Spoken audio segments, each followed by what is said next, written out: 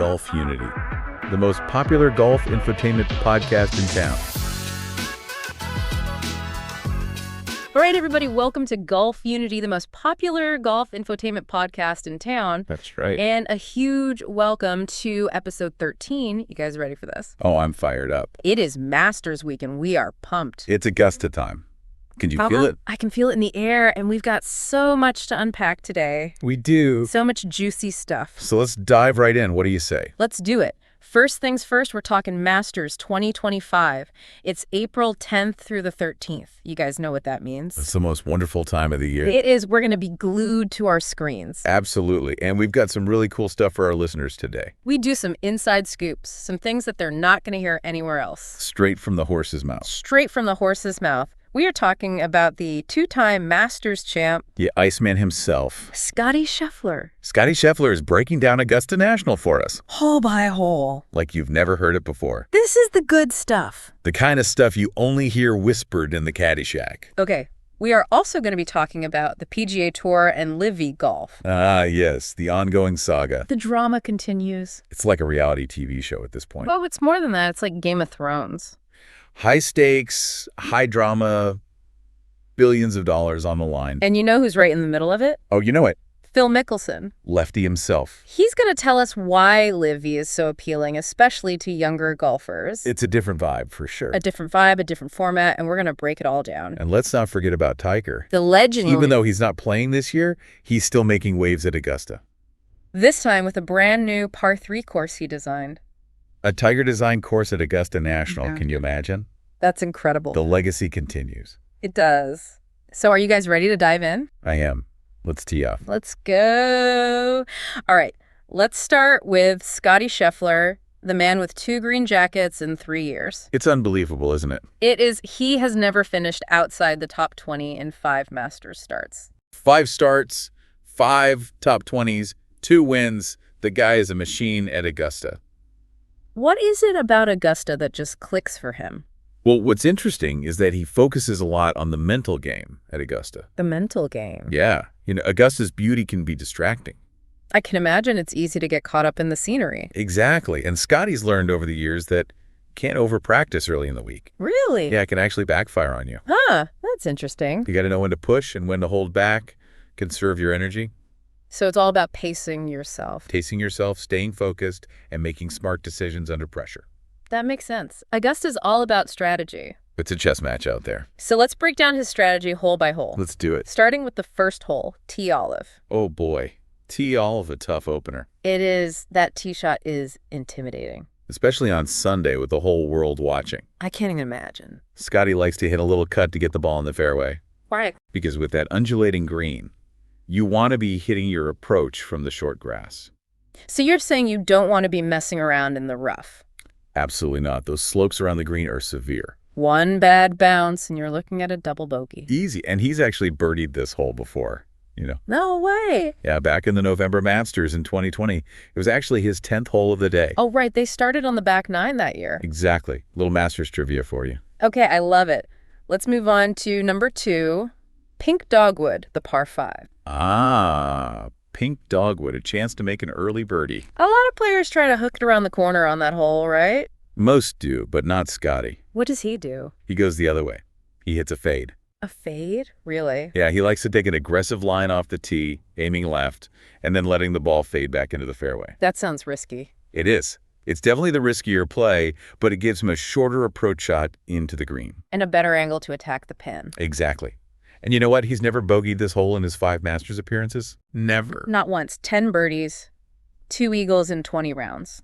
That's incredible. He really has this hole figured out. All right, let's talk about number 3, Flowering Peach, a short par 4. Flowering Peach, a real birdie opportunity. It looks pretty straightforward on TV. It can be, but you got to be careful with those fairway bunkers on the left. If you can carry them, though, you're in good shape. You are. Scottie likes to challenge those bunkers with his driver if he can get over them. He's got a wedge in his hand. That's the spot you want to be in. Absolutely. And he's had some pretty memorable moments on this hole, too. Oh, yeah, tell me about it. In the 2022 final round, he had a 1-shot lead over Cameron Smith. It was a tight battle. It was. And Scottie snap-hooked his tee shot way left into the trees. Oh, no. Yeah, it was a bad one. So what happened? He managed to punch out back into the fairway, but he still had a tough chip shot. And He fluffed it. oh, no. But guess what? His next shot hit the flagstick and dropped in for a birdie. No way. He called it a stolen shot. That's Augusta magic right there. It is. Sometimes you just get lucky. You need a little bit of luck to win the Masters. You do, that's for sure. Okay, let's move on to number 4, Flowering Crabapple, the par 3. Flowering crabapple, a tricky one. I hear the tee box location can really change how this hole plays. It does. When the tee is up, it's a manageable mid-iron. But when it's back... From the back, it's over 230 yards. You're hitting a long iron or even a hybrid. Thanks. And the wind can really swirl back there behind the green. So even if the pin is in a good spot, you still got to be careful. You do. Judging the wind is crucial. And even when the pin is in that front bowl on Sunday, it can be tough. You don't want to be long on this hole. You don't. Scottie learned that the hard way last year in the final round. He went long. He did, and he made bogey. Ouch. He relies heavily on his caddy, Ted Scott, to help him with the wind. That's what caddies are for. They're invaluable at Augusta, especially on a hole like this. Okay. On to number 5, Magnolia. Magnolia, a beast of a par 4. I've heard it called the toughest par 4 in major championship golf. It might be you're just trying to survive this hole. Just make a 4 and get out of there. Exactly. Scottie's approach here is all about accuracy off the tee. Why is accuracy so important on this hole? Because there are bunkers everywhere strategically placed to catch errant tee shots. And if you miss the fairway, you're in big trouble. You are. You'll be lucky to make a 5. His natural fade helps him on this hole, doesn't it? It does. It keeps him away from the trouble on the left. And he hit all 8 fairways in his 2 Masters wins. Yeah, that's the key to success on this hole. Keep it in the short grass. But even if you hit the fairway, the approach shot is still tough. It is that green is a nightmare. It slopes a lot. It does. There's a big ridge running through the middle. So even if you're on the green, you can still 3-putt pretty easily. Oh, yeah. It happens all the time. Scottie remembers 3-putting from 38 feet last year. Wow, that's going to be frustrating. It is. But that's Magnolia for you. All right, let's move on to number 6, Juniper, the par 3. Juniper, another hole where you feel like you've gotten away with something if you make birdie. I like those holes. Me too. It's like stealing a shot. Scottie birdied it in the first round last year. He did it. He played a great shot to the back left pin. It was a tough pin placement. It was, but he used the slope of the green to his advantage. Smart play. He practices lag putting a lot before the Masters. Why lag putting? Because the hole locations on this green can be really varied. So you need to be able to lag it close from anywhere. Exactly. And he noticed something interesting last year. What was that? He said the ball was reacting differently when it rolled off the back right section of the green. Really? Yeah, they had to adjust their strategy for that area. Augusta's always changing, isn't it? It is. They're always tweaking things to keep the players on their toes. Okay, on to number 7, Pampas. Pampas, another tough par 4. This one seems like it's all about the tee shot. It is. If you miss the fairway, you're basically donating a shot to the course. You can't afford to do that at Augusta. You can't. The rough is thick and the angles into the green are tough. So what's the play? Scottie likes to hit driver off this tee. Driver? Wow, that's aggressive. It is, but he's confident in his accuracy. And if he hits the fairway? He'll usually have a short wedge in his hand. That's the shot he wants. He's one of the best wedge players in the world. He hit a beautiful trapped wedge shot here in the 2022 final round. I remember that shot. It spun back perfectly and set up an easy birdie. Momentum changer. Absolutely. All right, let's talk about number 8. Yellow Jasmine, the par 5. Yellow Jasmine, another birdie opportunity. It looks pretty open off the tee. It does, but it's actually tighter than it looks. Really? Yeah, there are trees on the left and a bunker on the right. So you got to be precise. You do. Scottie's focus here is on positional play. What does that mean? It means hitting the ball to the right spot in the fairway so that he has a good angle for his approach shot. And that sets him up for a good pitch if he needs it. Exactly. He's made 5 birdies and no bogeys on this hole in his 2 wins. Wow, that's impressive. It is. He's a master at managing his game. Okay, we're on to number 9, Carolina Cherry. Carolina Cherry, a beautiful hole. It is. That downhill tee shot is so picturesque. It is, but it's also deceiving. How so? It looks wide open, but the fairway actually slopes to the right. So if you hit it straight, it's going to end up in the trees on the right. Exactly. You got to aim left and let the ball feed back into the fairway. And then you've got that uphill approach to a very tricky green. It's a tough green for sure. You don't want to miss short. If you come up short, you're chipping back down the hill. And that's no sun. So you got to be aggressive with your approach. You do. Scottie used the slope of the green to his advantage last year. How did he do that? He aimed his approach shot long and let the ball feed back down to the hole. Nice. That was a great shot. Okay, we're at the turn. Let's head to Amen Corner. Are you ready for Amen Corner? I'm a little nervous, actually. It's the most famous stretch of holes in golf. I know. It's where legends are made and dreams are shattered. Let's see what Scottie has to say about it. Okay, number 10. Camellia. Another downhill tee shot. Camellia, a lot like number 9, but with a little more bite. More bite. Yeah, the fairway is narrower and the slope is steeper. So it's even more important to hit a good tee shot. Absolutely. If you miss the fairway here, you're in big trouble. And the wind can be a factor on this hole, too. And the wind swirls through those trees. So you got to be really careful with your club selection. Scottie actually doubled this hole on Saturday last year. He did. Yeah, he misjudged the wind on his approach shot. But he bounced back and birdied it on Sunday. He did. That's the sign of a champion. Yeah, okay. On to number 11, White Dogwood. White Dogwood, one of the most intimidating tee shots in golf. I can see why with that pond guarding the entire left side of the hole. It's a daunting tee shot for sure. And then you've got that long approach into a narrow green. It's a tough green to hit. Not many birdies on this hole. Especially in the final round. Very few players have ever birdied it in the final round. So what's the play? Scottie's strategy is to aim for the right side of the green. Even if the pin is on the left. Even if the pin is on the left, he'd rather be safe than sorry. He's not trying to be a hero. No, he's just trying to make par and move on. That's smart golf. It is. He knows the pars are valuable at Augusta. Especially on Amen Corner. Especially on Amen Corner. Okay, number 12, Golden Bell. The shortest hole on the course, but maybe the most famous. Golden Bell, Rays Creek, the Hogan Bridge. It's got it all. It's the hole that everyone remembers. It is for good reason. And it's so easy to make a big number here. Yeah, one swing and your tournament can be over. So what's the smart play? Especially on Sunday with a lead. Yeah, if you're in contention, what do? Scottie likes to aim for the left side of the green. Even if the pin's on the right. Even if the pin's on the right, he'd rather be long than short. Why is that? Because if you come up short, you're in the water. Makes sense. He pulled his tee shot left in 2022, but he still made par. How did he do that? He had a great chip shot and made the putt. Under pressure. Under immense pressure, and his caddy, Ted Scott, was so relieved that he actually yelled. He did. Yeah, Ted Scott is usually very quiet, but he couldn't help himself on that one. I bet he was holding his breath. I'm sure he was. Okay, we made it through Amen Corner.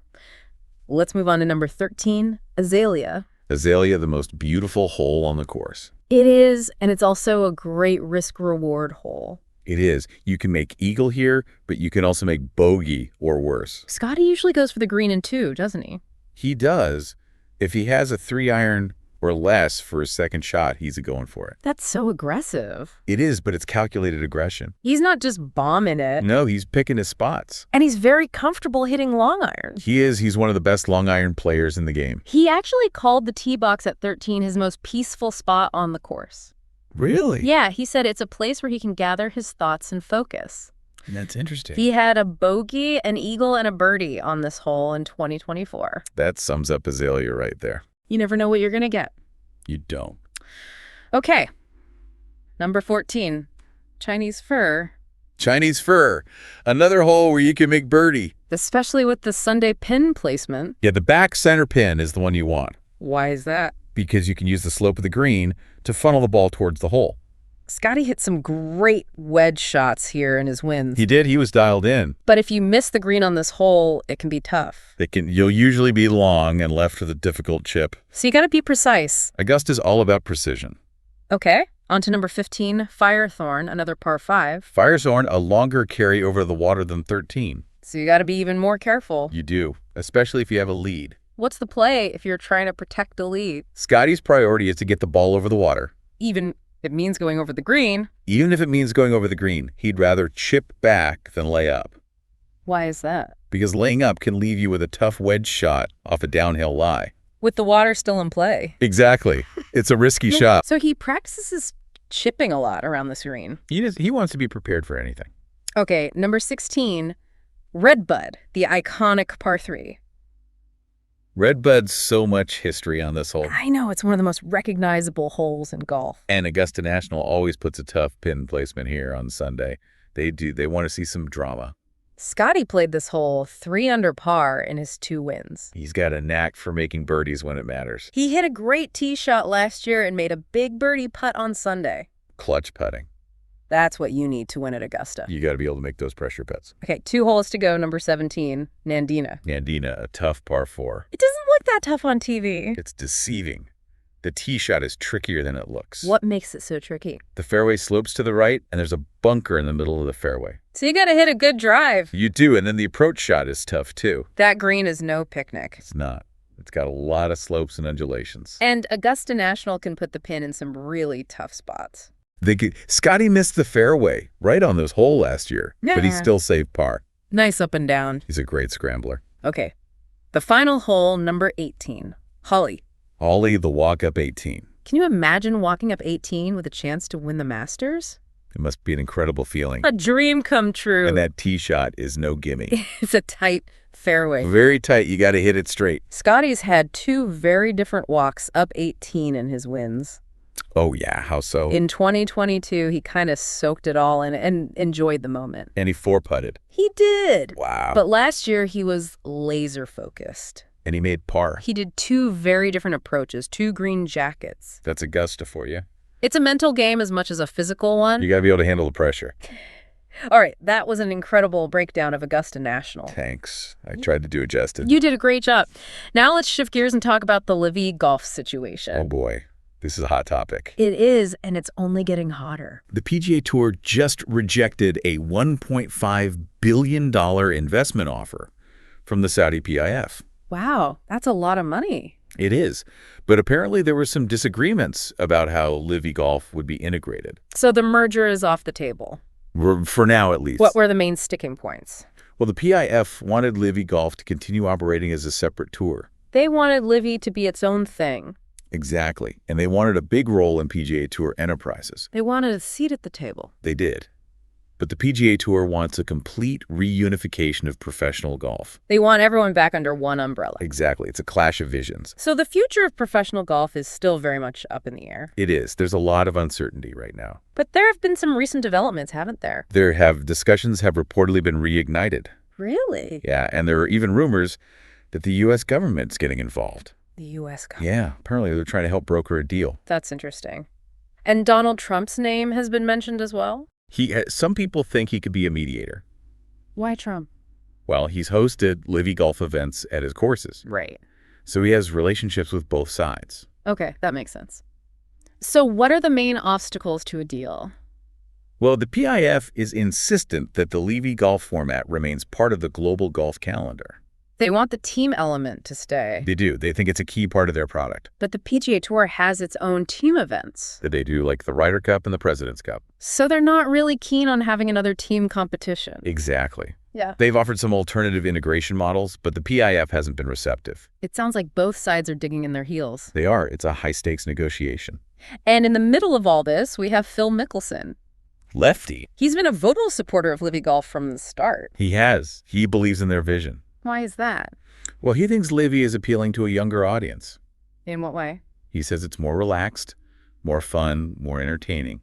It's a different vibe. It is. And he thinks golf needs that to grow the game. He also thinks Liv is more focused on global growth. That's right. The PGA Tour has always been very U.S.-centric. But Livy is trying to expand the game internationally. Exactly. They're playing events all over the world. Okay, so Phil's all in on Livy. He is. He's even had some bad luck lately. Oh, yeah? What happened? At the Livy event in Miami, he hit an incredible pitch shot. It was perfect. It was right at the flag, but it hit the flagstick and bounced off the green into the water. Oh, no. Yeah, it was a brutal break. He ended up making double bogey. That's golf for you. It is. Sometimes the golf gods are just not on your side. Okay, let's move on to the Masters. Back to Augusta. Despite all the drama, 12 Livy golf players have qualified for the Masters in 2025. That's a lot. It is. It's going to be interesting to see how they're received by the fans. I'm sure there'll be some mixed reactions. Give us the rundown of who's playing. Okay, here's the list. Bryson DeChambeau, Okay. Sergio Garcia, Tyrrell Hatton, Dustin Johnson, Big names.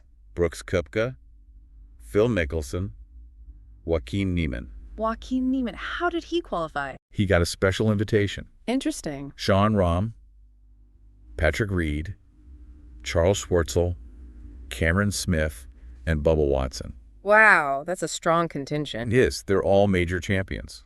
How did they qualify? Most of them qualified by winning other major championships. Right. Some qualified by finishing in the top 12 at last year's Masters. And Joaquin Niemann got a special invite.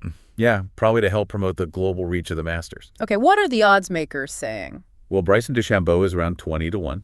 Okay. Sergio Garcia is 60 to 1. Tyrrell Hatton is 50 to 1. Okay. Brooks Koepka is 30 to 1. Phil Mickelson is a long shot at 110 to 1. Wow. Joaquin Niemann is 40 to 1. Yeah. John Rahm, the defending champion, is 13 to 1. Interesting. And Cameron Smith is 60 to 1.